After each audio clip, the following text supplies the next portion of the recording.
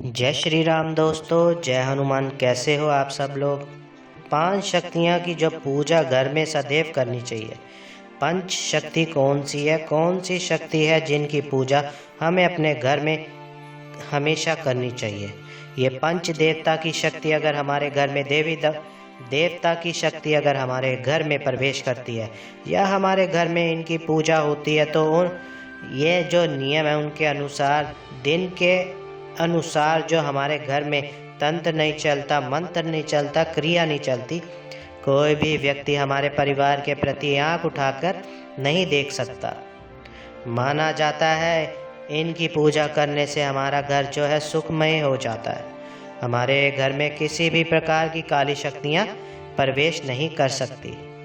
क्यों नहीं करती, आज की इस वीडियो में मैं आपको बताऊंगा सारी जानकारी। मेरी वीडियो को देखने से पहले वीडियो के एंड तक आपको बनना है, ठीक है? क्योंकि कोई भी ज्ञान जो है कभी अधूरा होता है, हमेशा तंग करता है, तो इस ज्ञान को पूर्ण लेना चाहिए।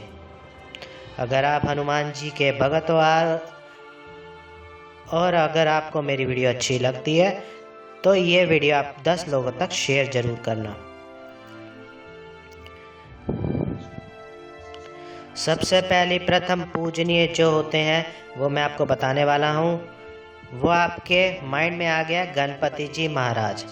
अब गणपति जी महाराज के बगैर ना तो कोई माला सिद्ध हो सकती है, ना कोई मंत्र सिद्ध हो सकता है, ना कोई क्रिया सिद्ध हो सकती, ना किसी भी प्रकार का कार्य पूर्ण हो सकता।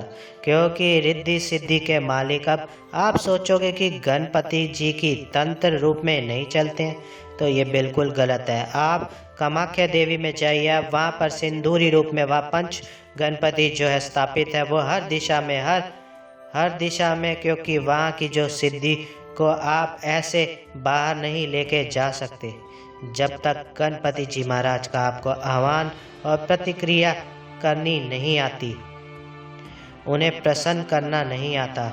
मंगल कार्य में भी इनका पूजन होता है और हर प्रकार की नकारात्मकता, हर प्रकार की सिद्धि या कोई व्यक्ति कोई सिद्धि को प्राप्त करने की कोशिश करता है, किसी मंत्र को सिद्ध करने की कोशिश करता है, तो गणपति जी का आह्वान, गणपति जी का पूजा आपको अपने घर में सदैव करनी चाहिए। सुख शांति के लिए भी, मंगल कार्य के लिए भी और सिद्धि की प्राप्ति के लिए भी। अगर इनके बगैर कोई मंत्र के अंदर ऊर्जा प्रवेश नहीं कर सकता, आपके कार्य सफल नहीं हो सकते। देवी देवताओं के वरदान के अनुसार ये जो है प्रथम पूजनीय बताए गए हैं और माँ के लाडले भी है। अब सेकेंडली क्या होता है आपके घर के अंदर जो है हनुमान जी की पूजा। हनुमान जी की पूजा घर में इसलिए की जाती है भगवान राम के वरदान के अनुसार कि कलयुग तेरा नाम है, ये मेरा वरदान है।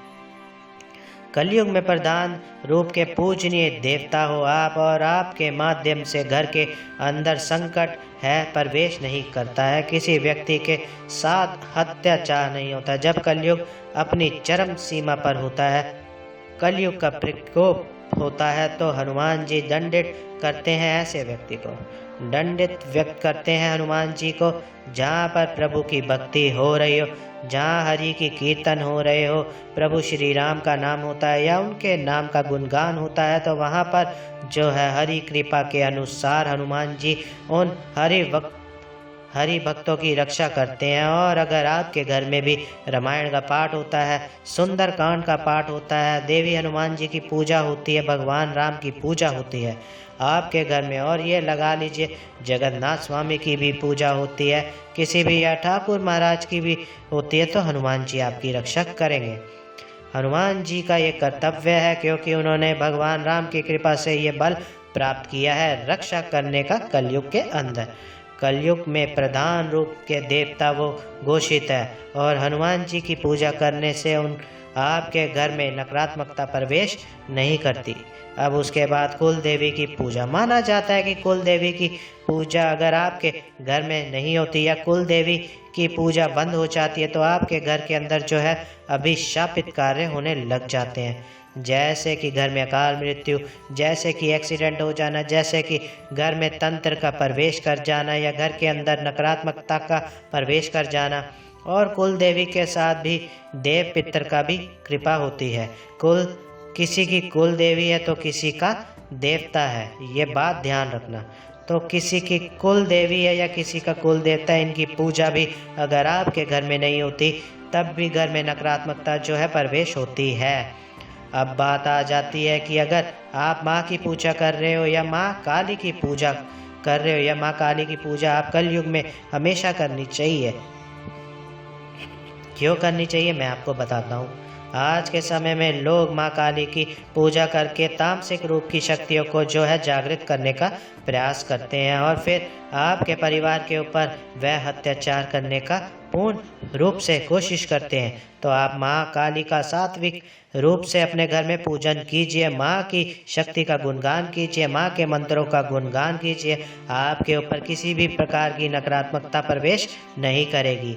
चाहे कोई भी कितना भी बलशाली क्यों ना हो, ताकतवर क्यों ना हो, माँ काली जो है कलयुग की जागृत रूप की शक्ति है। जो माँ काली की पूजा जो करता है आपके घर में जरूर होनी चाहिए। और ये बात याद रखना कि काली कलकत्ते वाली तेरा वार ना जाए। खाली माँ दक्षिणेश्वर काली काल स्वरूप होती है और माँ भद्र काली समझ गई। और महाकाली तो ये शक्ति जो है आपको पता है कि आपके घर की रक्षा करती है। ऐसे ये नहीं है कि आपके घर में, क्योंकि अगर कोई व्यक्ति मान लीजिए शमशान की काली की चौकी से आपके ऊपर प्रयास कर रहा हो, वो नहीं चल पाएगी, नहीं आपके ऊपर वो काबू हो पाएगी, क्योंकि आप पहले से ही अपने घर में सात्विक तौर पर, एक बात याद रखना कि सात्विक तौर पर पूजा करना सरल नहीं होता, औखा होता है। तामसिक तौर पर पूजा करना सरल होता है। माँ काली को अगर तामसिक पर चलाते हो तो बहुत शीघ्रता से कार्य करते हैं, लेकिन अगर आप सात्विकता से चला दी तो किया गया कार्य कभी भी वापस नहीं लौट कर आता है। ये बात कर याद रखना। लेकिन माँ काली की पूजा जो है अगर सात्विक तौर पर अगर आपने सिद्ध कर ली तो यहाँ तक कि आपकी लाइफ टाइम की गारंटी शक्ति स्वयं आपकी गारंटी लेती है और आपके घर में नेगेटिविटी को प्रवेश नहीं होने देती। अब बात आ जाती है क्षेत्रपाल। जैसे कि आपको पता है कि क्षेत्रपाल जिसको भूमि देवी कहते हैं, क्षेत्रपाल जैसे कि आपके एरिया का, गांव का, जो आपके घर में बीमारी को नहीं बढ़ने देता, आपके घर में रोग दोष बीमारी किसी भी प्रकार की क्रियाओं को बढ़ने नहीं देता। जब भी कभी भी किसी भी व्यक्ति के ऊपर तंत्र या प्रतिक्रियाएं या कोई भी ऐसी क्रियाएं बिठाई जाती है तो उसके क्षेत्रपाल को देखा जाता है कि क्षेत्रपाल का जो रूप है भैरव का भी रूप माना जाता है। ठीक है, तो ये गांव में, शहर में और घर में भी, आपके घर के नज़दीक में भी बीमारियों को नहीं बढ़ने देता। तो आपको क्षेत्रपाल का एक दिन होता है, विशेष दिन जो होता है क्षेत्रपाल पे, जिसको खेड़ा बाबा भी कहा जाता है, वहाँ पर जा कर के जो है आपको दीपक का दान जो है हमेशा देना चाहिए। जिससे क्या होता है कि आपके कारोबार में भी कोई रुकावट नहीं आती। और बाहरी आपदा, पहले हम महामारी का समय चलता था तो उस वक्त क्षेत्रपाल को लोग बहुत ज़्यादा पूजते थे, लेकिन आज की जो जनरेशन के अनुसार जो है लोग भूलते जाते हैं। तो वो जो है आपके घर के रक्षक होती है, तो वो आपके गांव के रक्षक होते हैं और आपके शहर के रक्षक होते हैं। तो उनकी पूजा भी आपको अपने घर के अंदर जो है उनका ध्यान करना चाहिए और उनकी जिस दिन उनका दिन है उसके स्थान पर जाकर एक दीपक का दान देना चाहिए। आपको कोई नुकसान नहीं होगा, किसी भी प्रकार की कोई दिक्कत नहीं, समस्या आपके साथ नहीं होगी। जिस दिन आप अमावस्या होती है और जिस दिन चौदस होती है, अष्टमी होती है, उस दिन आपको देव पितर का आह्वान भी करना चाहिए। माँ जगत जननी, माँ भवानी अंबिके से प्रार्थना करनी चाहिए, हे माँ, हे गुरुदेव का पूजन। ये याद रखना कि गुरु आपका, अगर कोई गुरु है, अगर नहीं है तो उनका पूजन, ये बात याद रखना कि आपको हमेशा रखना चाहिए, क्योंकि आपका कोई पितर है, देव पितर है, तो गुरु के माध्यम से वो सिद्ध हो जाता है। गुरु के माध्यम से वो आपके परिवार में प्रवेश हो जाता है और कार्य करता है, आपकी तरक्की कराता है, आपकी लाइफ में दिक्कत नहीं आती।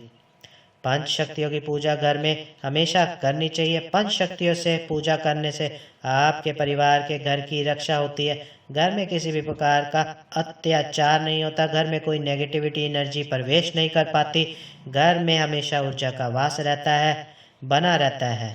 शक्ति शक्ति शक्ति, ये शक्ति क्या है? शक्ति वो जो है आपके भीतर वास करती है, उससे ही जगाना पड़ता है। इसी प्रकार से पूजा पाठ करने से, इनकी पूजा पाठ करने से, आह्वान करने से ये शक्ति जाग गई तो आपके परिवार की हर प्रकार से रक्षा करती है। हर प्रकार की रोग दोष बीमारियों से आपके परिवार को दूर करती है।